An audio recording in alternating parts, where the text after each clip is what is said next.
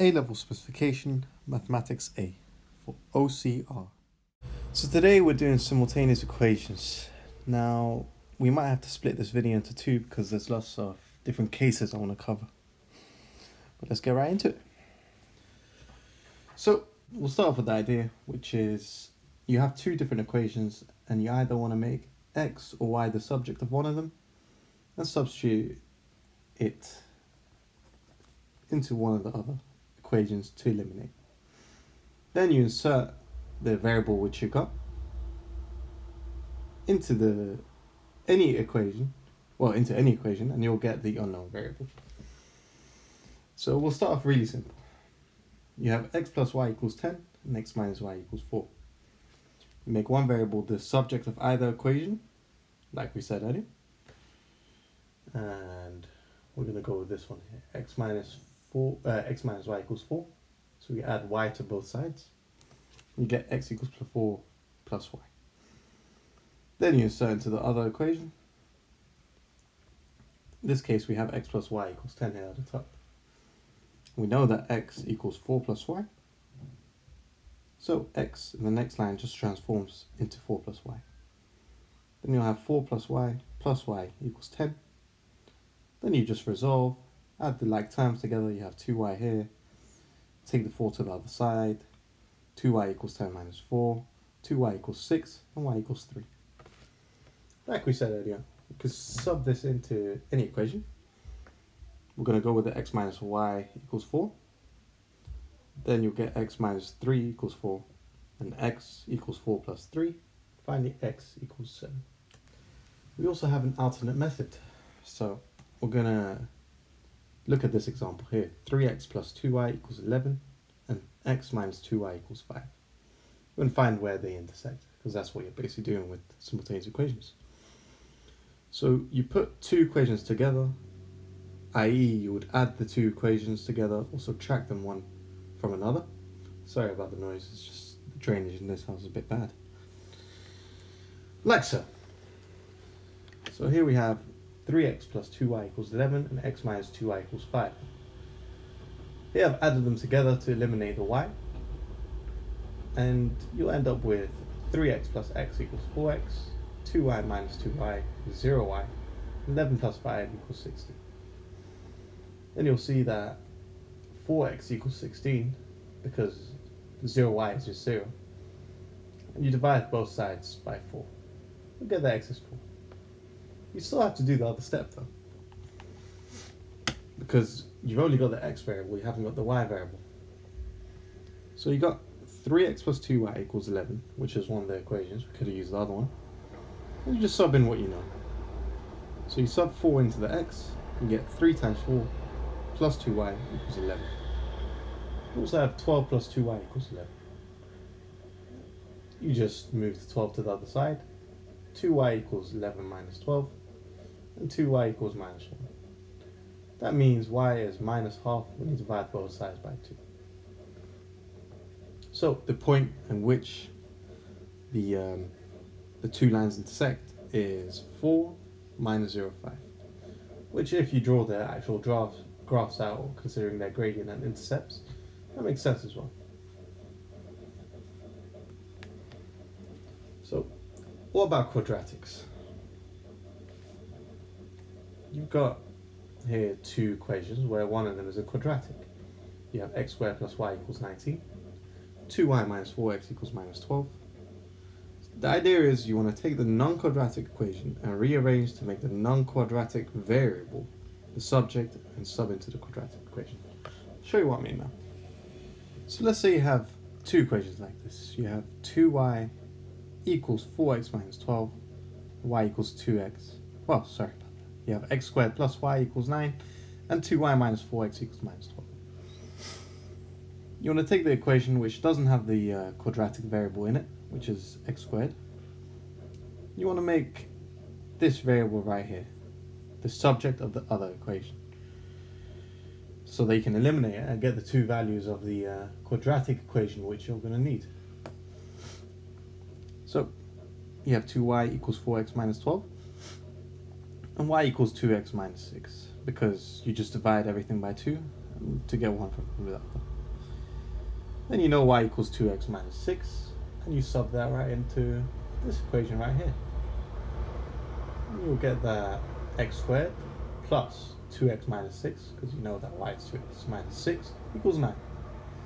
X squared plus 2x minus 6 minus 9, so I've taken the 9 to the other side. Then you'll end up with x squared plus 2x minus 15 equals 0. Now, you can either do this by inspection or using the quadratic formula, but more on that later. So, here I've just inspected it. I need two numbers that multiply to get minus 15, but add up to get 2. The obvious choice is plus 5 and minus 3. Resolving this, you know that you have two x values, which are 3 and minus 5. They are 3 and minus 5 because you want two numbers in here which multiply to give 0. The only place in which you'll get 0 is when x minus 3 is 0 or x plus 5 is 0. Therefore, x is 3 because 3 minus 3 is 0, and that doesn't matter what is in here, even though it's still a non-zero value because 0 times by x plus 5, which in this case, x is 3 is 8, doesn't matter because 0 times 8 is 0. Then you got minus 5 here. Minus 5 does the same job.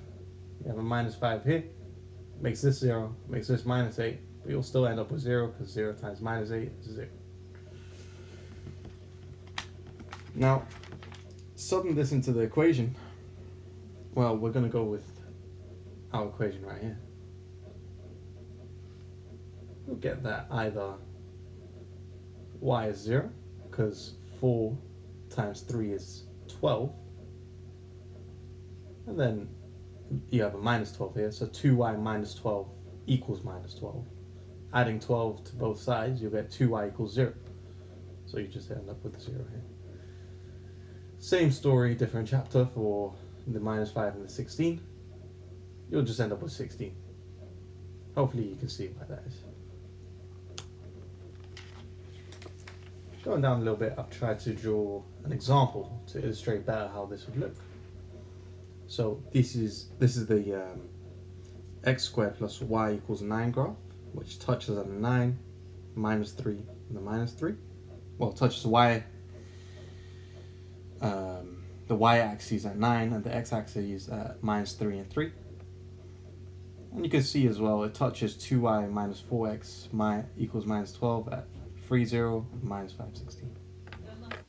Last but not least, I'm going to show you a quadratic equation which mixes x and y's being multiplied.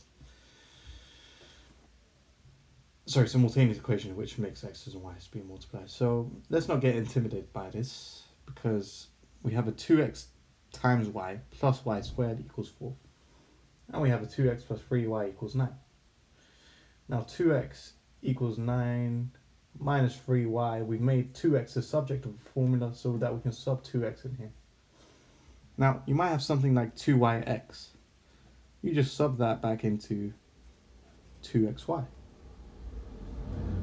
Because they are commutative, they are just normal numbers. They can, permute their positions with each other without having an effect on them.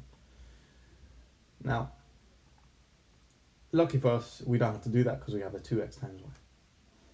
Now we know that 2x equals 9 minus 3y, so we just sub it into our equation here. Get 9 minus 3y times y plus y squared equals 4. That will resolve to 9y minus 3y squared plus y squared equals 4. Then that will go down a little further and you'll get 9y minus 2y squared equals 4, because you're just adding like terms.